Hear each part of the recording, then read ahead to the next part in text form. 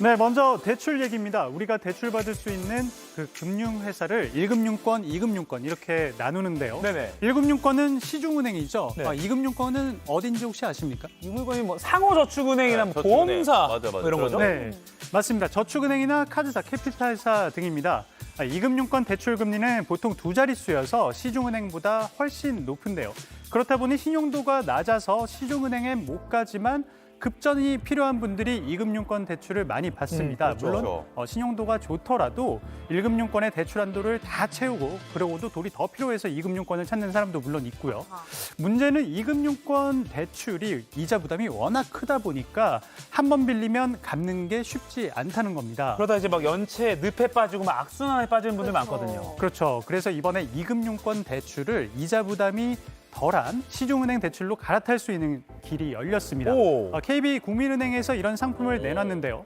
금리를 10% 미만 한 자릿수로 제한해서 최대 1억 원까지 빌려주는 KB국민희망대출입니다.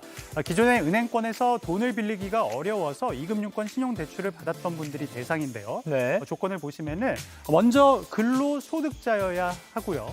1년 이상 재직했다면 대출 신청이 가능합니다. 1년이면은 사회초년생들도 가능하겠네요. 그렇죠. 소득 여건도 그래서 문턱을 낮춰놨는데요. 이 최저임금 수준을 고려해서 연소득 2,400만 원 이상입니다. 아, 그럼 뭐 아예 소득이 없거나 소득이 좀 일정치 않은 경우는 안 되겠네요.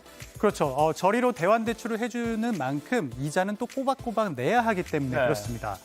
KB국민은행과 기존에 거래하던 고객이 아니어도 괜찮다고 하는데요. 특히 여러 금융회사에서 대출을 받은 소위 다중채무자도 갈아탈 수 있다고 합니다. 최고 금리가 아까 연 10% 미만으로 제한된다고 네, 말씀을 드렸는데 실제 대출자들이 적용받은 금리는 연 7에서 9%대였다고 하고요. 근데 2금융권은 신용대출이 사실 이제 막 15% 넘는 것도 있다고 하는데 갈아타기 좋을 것 같은데요. 예. 1금융권에서 처음 내놓는 상품인데 다만 몇몇 제한 조건도 있습니다. 네. 먼저 제3금융권이죠. 맞아요. 대부업체들에서 만약에 대출을 받았다면 조건이 되지 않고요. 채무 조정을 받고 있는 분들도 대상이 되지 않습니다. 이미 원금과 이자를 감면받고 있기 때문입니다. 또 소득에 비해 대출이 너무 많으면 금융당국의 DSR 규제에 걸려서 대상이 될 수 없습니다. 그래도 좀 뭐 급하게 2금융권에서 대출을 받아야 된다 이런 분들이 참고하기에 좀 좋은 정보였습니다. 네. 네, 다음 소식도 볼까요? 네, 지금 보시는 질환을 치료하는 약인데요. 오. 사진들 좀 보실까요? 뭐 피부 질환 같은 부드러기 같은 것 같은데요?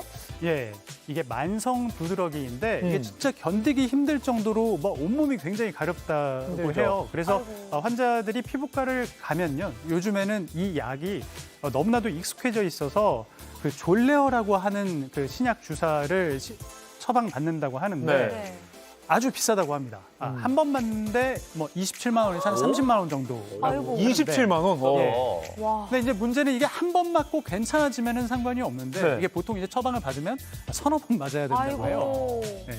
그럼 뭐 거의 한 100만 100만 원? 원이 넘는 그렇죠. 거예요. 그렇죠. 예, 그러니까 이제 좀 부담이 되는 돈인데, 부담이 되는 약인데 이 졸레오라는 주사가 그 만성 두드러기뿐만 아니라 만성 피부 비동염, 그러니까 축농증이죠. 또 그 알러지성 천식에도 효과가 좋다고 합니다. 네. 외국 제약사가 만든 약인데 지난해 매출이 이 하나의 약이 5조 원에 달한다고 해요. 근데 단일 상품으로 이 정도면은 거의 뭐 블록버스터급 상품이라고 하고요. 이럴 때는 좀 저렴하게 그 카피약, 복제약 좀 나오면 좋을 것 같은데요.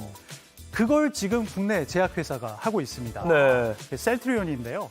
이 약이 바이오시밀러 제품, 그러니까 오리지널 제품과 비슷한 효능과 안전성을 지닌 제품을 임상 3상까지 좋은 결과를 받아냈다고 해요. 임상에서 환자들을 상대로 간지러움 테스트를 해봤는데 오리지널인 졸레오를 맞았을 때와 환자들이 거의 비슷한 수준으로 간지러움이 줄어드는 효과를 느꼈다고 합니다. 그럼 아까 그 제품을 복제해서 만든 거예요? 이게 이제 합성 의약품 같은 경우에는 화학식만 알면 네. 복제가 가능하지만 이런 바이오 의약품의 경우에는 동물에서 세포를 추출해서 만드는 약이라서 완전 복제는 불가능하다고 합니다. 그렇네요. 근데 대신에 이제 현저히 유사한 효능을 지녔다고 해서 바이오 시밀러라는 시밀러. 표현을 쓰는데요. 보통 오리지널보다는 더 싼 가격에 유통이 되고요. 그럼 이 싸게 막 유통된다면 일반 환자들이 쓸 수 있는 그 시점은 언제일까요? 앞으로 이제 조금 더 시간은 걸릴 것 같습니다. 네네. 임상 3상 통과가 일단 마무리가 돼야 하고 그 이후에 뭐 국내 식약처라든지 미국 FDA에다가 이제 허가를 또 받아야 하고요. 네. 이제 졸레어의 물질 특허 자체는 만료가 됐는데 만들 수는 있는데 또 다른 특허 조건들이 아직 여러 가지가 남아 있습니다. 그래서 출시까지는 조금 더 시간이 걸릴 거라고 합니다. 네. 그리고 마지막 소식은 또 뭔가요? 네, 혹시 우리 앵커들 그 나중에 네. 주택에서 살고 싶다라는 그런 오. 계획 혹시 있나요? 무조건 애들이 너무 좋아할 것 같아요. 그렇죠. 강아지도 큰 거 저도 그러고 키우고. 싶어요.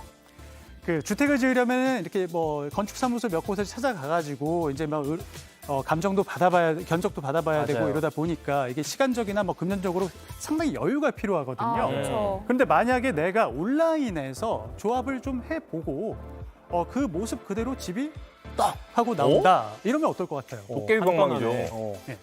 GS건설의 자이가 자이가이스트라는 브랜드로 단독주택 시장에 진출하기로 했다는 소식입니다. 네. 제가 오. 어제 간담회도 가보고 직접 웹사이트에서 집을 조합도 해봤는데 저도 이거 굉장히 관심이 가더라고요.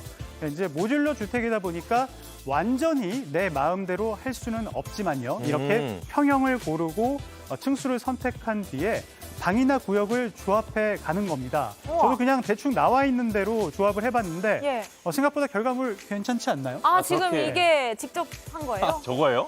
예. 저 정도면 저도 바로 들어가고 싶죠. 예, 중요한 거는 가격일 텐데요. GS건설 측은 평당 600만 원에서 700만 원 수준을 염두에 두고 있다고 괜찮은데? 합니다. 그럼 만약에 한 30평대 주택이라고 하면 2억 원 안팎 정도 드는 거네요. 그렇죠. 오. 복층으로 하느냐, 뭐 내구재나 외장재를 어떤 걸 쓰느냐에 따라서 가격은 좀 차이가 날 수는 있겠죠. 아무래도 살다 보면 집이 망가지거나 손을 봐야 하는 상황이 신경 쓰일 텐데요.